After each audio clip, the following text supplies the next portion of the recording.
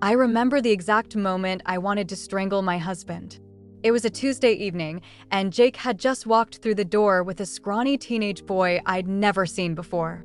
Not for dinner, not for a study session, but with 2 duffel bags and a garbage bag full of clothes. "Honey," Jake said with that nervous smile he wore when he knew I was about to lose it, "this is Raymond. He's staying with us for a while. Please like, subscribe, and comment where you are listening from." I stood there in our kitchen, spatula in hand, staring at this stranger who wouldn't make eye contact. Our house was already bursting at the seams with our 3 kids, a dog, and a mortgage that kept me up at night. And now my husband had invited someone else to live with us? "Can I talk to you? Privately?" I said through gritted teeth. What happened in our bedroom that night was not pretty. I accused Jake of being impulsive, irresponsible, and completely oblivious to our financial situation. We were barely making ends meet as it was. How could he possibly think we could afford another mouth to feed? "His parents kicked him out, Sarah," Jake said quietly. "He's been sleeping in his car for 3 days. "That's terrible, but it's not our problem." I shot back. "We have our own kids to worry about. We have bills to pay. We can't save every troubled teenager in this town." Jake looked at me with an expression I'd never seen before, disappointment. "He's Tommy's best friend. Our son came to me in tears today because Raymond hadn't been at school. When Tommy finally found him, he was parked behind the gas station, trying to figure out if he should drop out and get a job or keep going to school while living in his car." My heart sank, but I held my ground. There are shelters. There are social services. There are systems in place for this.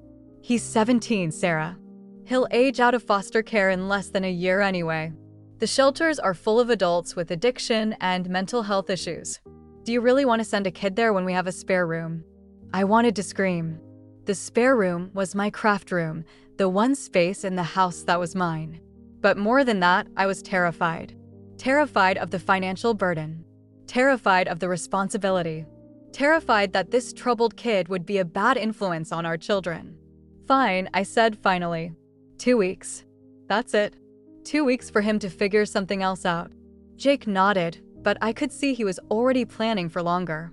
Those first few weeks were exactly as difficult as I'd imagined. Raymond was quiet to the point of being invisible. He'd slip out before dawn and come home after dark, eating dinner alone in his room. He barely spoke to anyone except Tommy. I'd catch him sometimes, standing in our hallway looking at our family photos with an expression that broke my heart, but I couldn't let myself feel too much. I'd already decided this arrangement was temporary. The breaking point came 3 weeks in, when I found Raymond scrubbing our bathroom at midnight. "What are you doing?" I asked, startling him. He dropped the sponge, looking terrified. "I'm sorry, Mrs. Patterson. I know I should have asked. I wanted to help out, to earn my keep. I can clean or do yard work or whatever you need." I stood there in my bathrobe, looking at this child, because that's what he was really, just a child, trying to prove he deserved a roof over his head. And I felt ashamed. "Raymond, you don't have to earn your keep. This is your home." The words came out before I could stop them, and I realized with a start that I meant them. "Really?" His voice cracked. "Because I heard you and Mr. Patterson arguing that first night. I know you didn't want me here. I've been saving up for my job at the grocery store. I almost have enough for a deposit on a room somewhere." My throat tightened.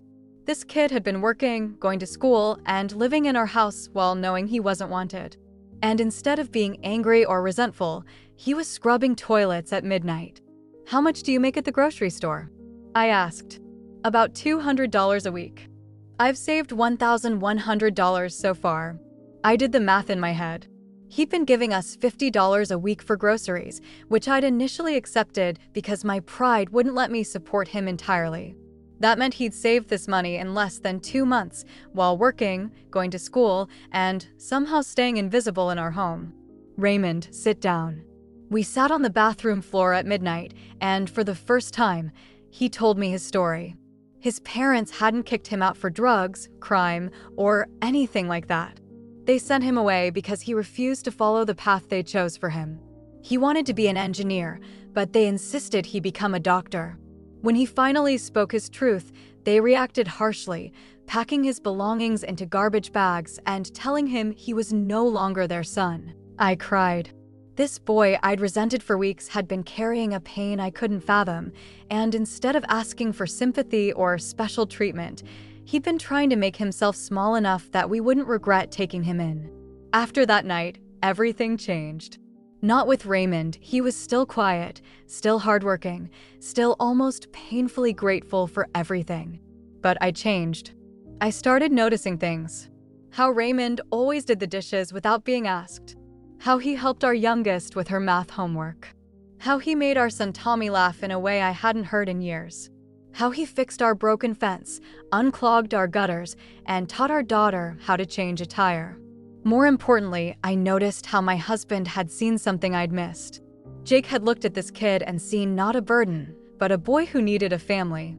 And Jake had been willing to shoulder the financial strain, willing to endure my anger, willing to sacrifice his own comfort because it was the right thing to do. I'd called him selfish. I'd accused him of not thinking about our family. But the truth was, Jake had been thinking about family. He just had a broader definition of it than I did. 6 months after Raymond moved in, we were sitting around the dinner table when he cleared his throat nervously. "I got my acceptance letter today," he said quietly. "Full ride to State University. Engineering program." The table erupted. Tommy was screaming, the girls were cheering, and Jake had tears streaming down his face. I excused myself and went to the bathroom, where I sobbed with a mixture of pride and shame. Pride because this remarkable young man had overcome so much. Shame because I'd almost turned him away. Later that night, after everyone had gone to bed, I found Jake in our room. "I'm sorry," I said. "For what?" "For calling you selfish. For fighting you on Raymond. For not seeing what you saw." Jake pulled me close. "You came around. That's what matters. Why did you push so hard? You could have let it go. You could have found him somewhere else to stay." Jake was quiet for a long moment. "When I was 16, my family went through a rough patch. My parents were fighting constantly, and one night things got physical. I ran to my best friend's house, and his mother took one look at me and told me I was staying for dinner. And then breakfast.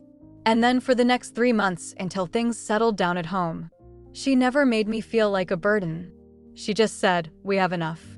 That's all that matters." I'd never heard this story. In 15 years of marriage, Jake had never told me. I always promised myself that if I ever had the chance to be that person for someone else, I would be. Even if it was hard. Even if it was scary. Because someone was that person for me, and it saved my life. Raymond graduates next month. He'll be the first person in his biological family to go to college. He calls us mom and dad now, though it took him almost a year to work up the courage. His room is still filled with his things, and it always will be. Last week, we officially started the process to become his legal guardians for the last few months before he turns 18.